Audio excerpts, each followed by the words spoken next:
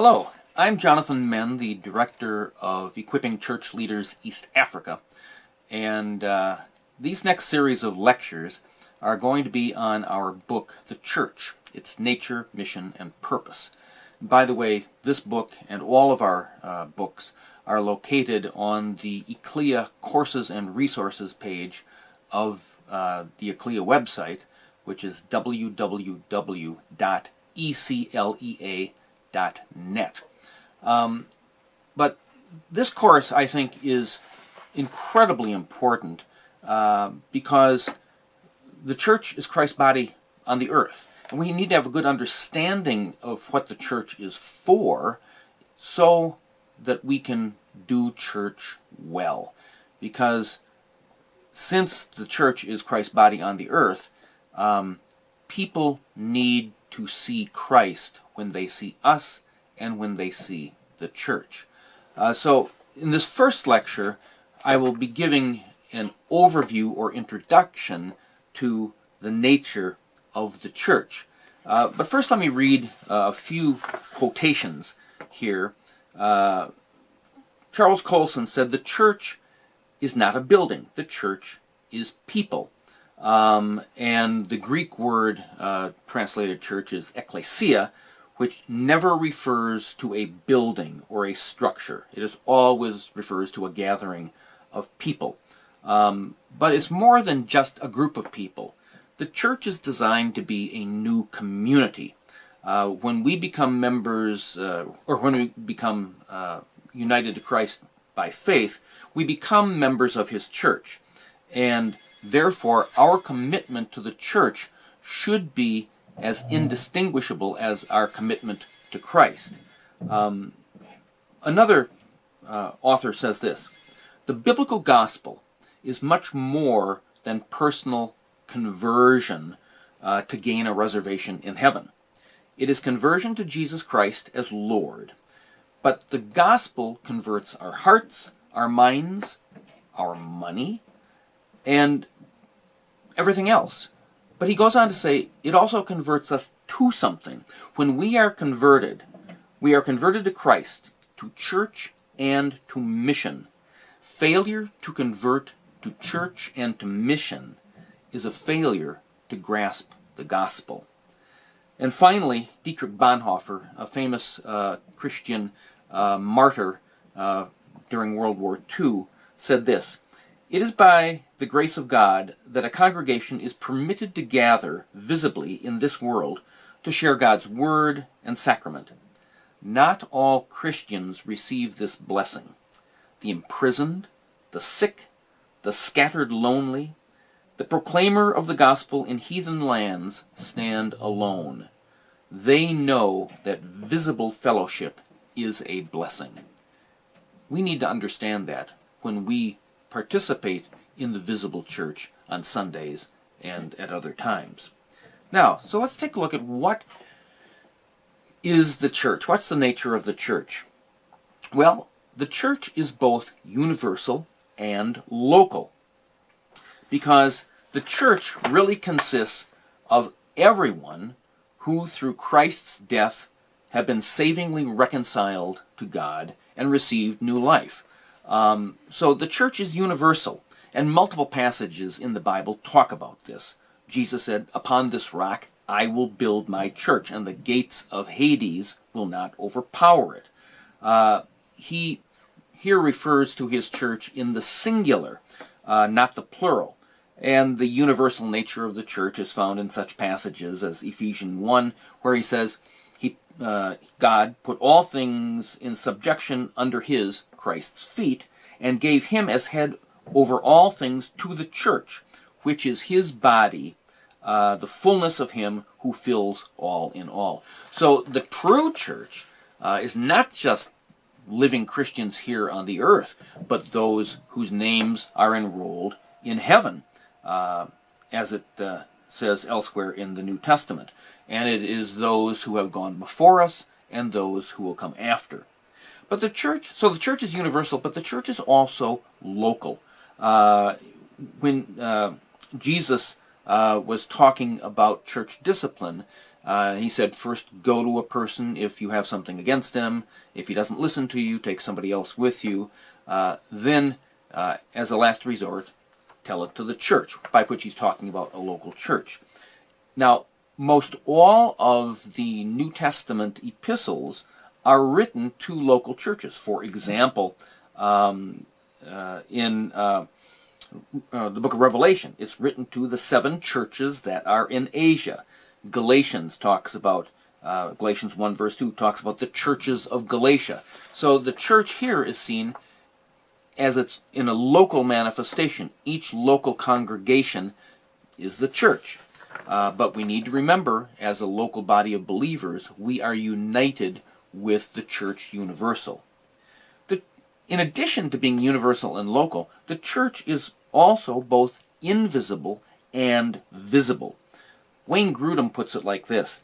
He says, the invisible church is the church as God sees it, and the visible church is the church as Christians on earth see it. Because in Hebrews 12, it talks about the members of the universal church are enrolled in heaven, and how the Lord knows who are his. This means there should be as much overlap between the invisible church, those who God knows are really united to Christ by faith, and the visible church. In other words, those who attend on Sunday, those who proclaim to be Christian. Yet there will never be 100% overlap, because the Bible talks about false prophets who came to you in sheep's clothing, but inwardly are ravenous wolves. In 1 John chapter 2, it talks about, you've heard that that Antichrist is coming. Actually, there are many Antichrists. And it talks about false teachers who were among us but came out from us.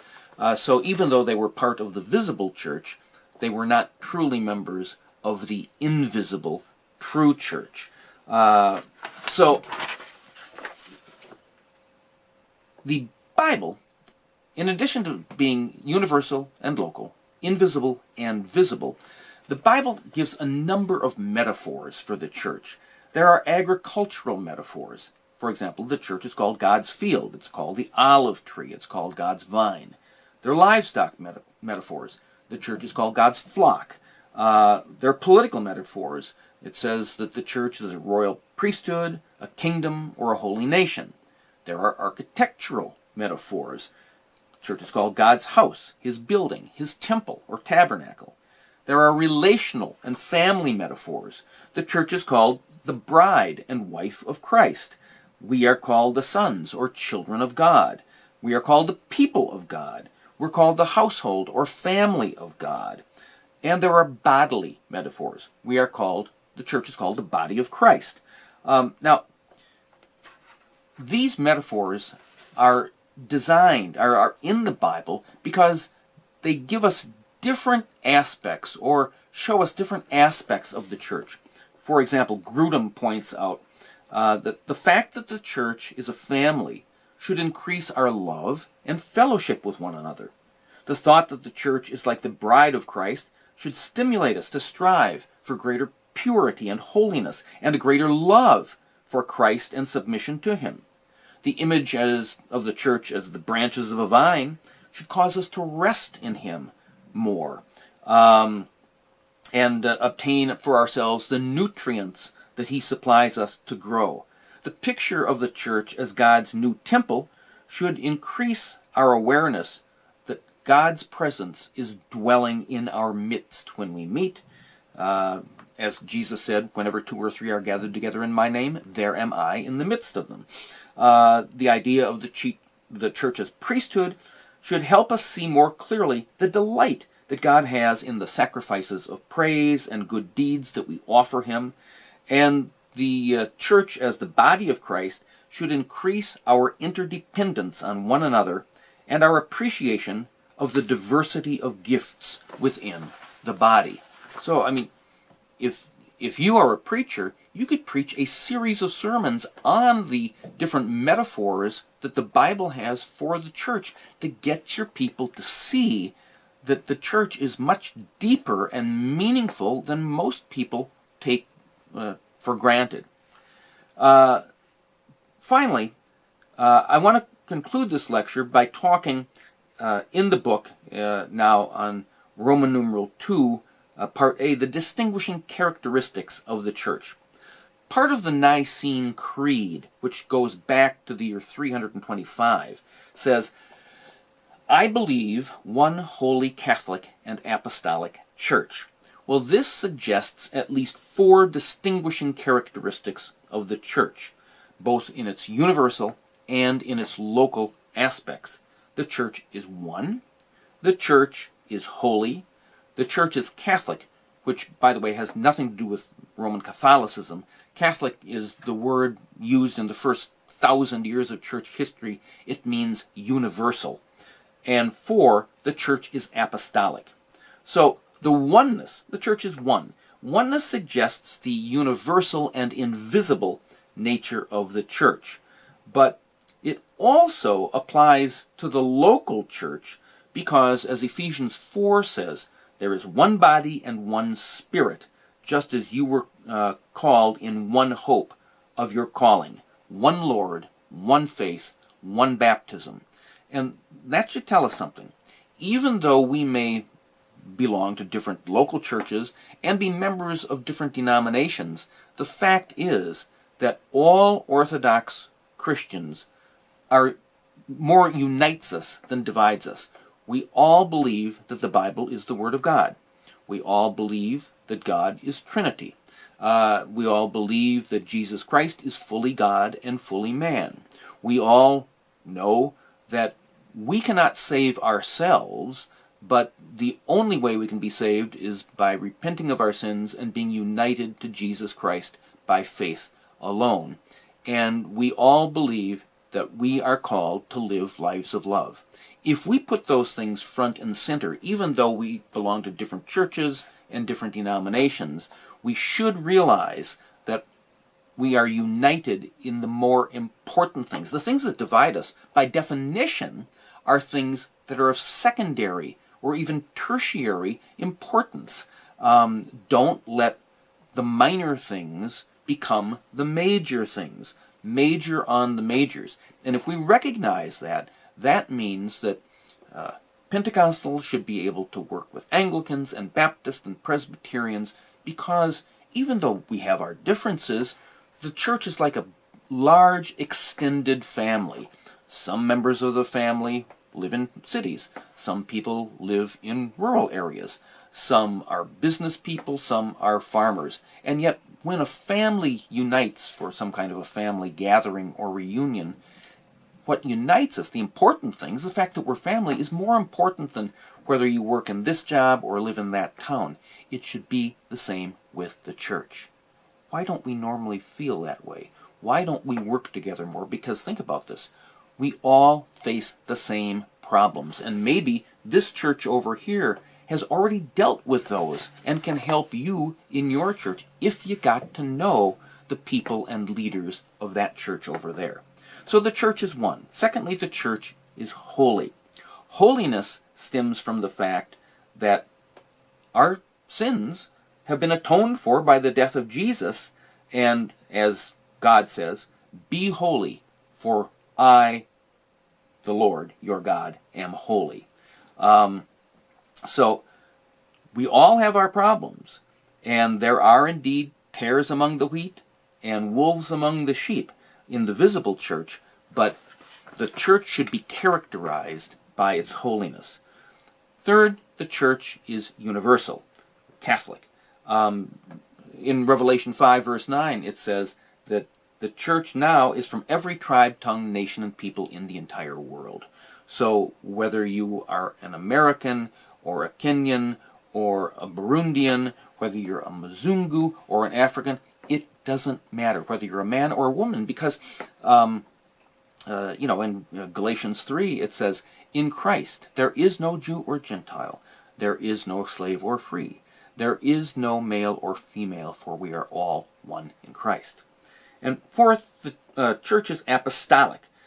In Ephesians 2, it talks about how the church was built on the foundation of the apostles and the prophets, Christ Jesus himself being the cornerstone. Now, apostolic, at least some churches look at that and talk about the concept of apostolic succession, how Jesus appointed Peter and the others as his apostles, they appointed others, so on down the line up to the present time. The reformers of the 1500s defined, matter of fact, the Augsburg Confession, the Lutheran Statement of Faith, defined the church as apostolic, where the gospel is rightly taught and the sacraments rightly administered. And John Calvin, in his famous Institutes of the Christian Religion, said that wherever we see the Word of God purely preached and heard, and the sacraments administered according to Christ's institution, there, it is not to be doubted, a church of God exists. So, because parachurch ministries, for example, Ecclesia, of which I am the director, we teach the Word of God, we teach expository preaching, but we do not administer the sacraments. We are not a church. We are here to help the church and the church leaders do their job better. So the two main marks of a church are the preaching and teaching of the Word and the rightful administration of the sacraments, namely the Lord's Supper and baptism. Some of the reformers added a third mark of the true church, namely the Word being taught, the sacraments being rightly administered, and church discipline being properly exercised. And this finds expression in a couple of early confessions of faith. So where we see these things happening, we know that we have a true church. Later in these lectures and in this book, we will be talking about these things to help you know more about what it is we believe and what it is we are to do. But we will leave it there for now, that namely the church does have particular distinguishing characteristics. It's universal, it's local, it's visible, it's invisible. It is described by multiple different metaphors in the New Testament, and yet the church is one, it is to be holy, it is universal, and it is apostolic. With that being said, in the next lecture, we're going to look to things like church organization and government, church leadership and discipline, and baptism and the